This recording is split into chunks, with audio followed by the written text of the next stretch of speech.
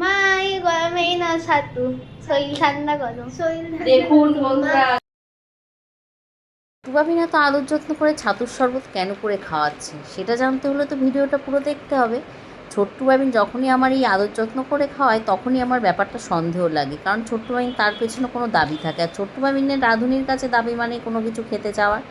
তো ছোট্টু বাবিন গরমের মধ্যে আমাকে এই যে ছাতুর শরবত করে খাইয়েছে, ছাতুর শরবতটা কিন্তু খুবই ভালো লেগেছে। রান্নাঘরে কাজ করছিলাম, তারপরে ছাতুর শরবতটা পেয়ে এত ভালো লাগছিল। বাবিন বানিয়েছে, ছোট্টু ক্যামেরাম্যান ছিল, যাই হোক খুব ভালো হয়েছিল।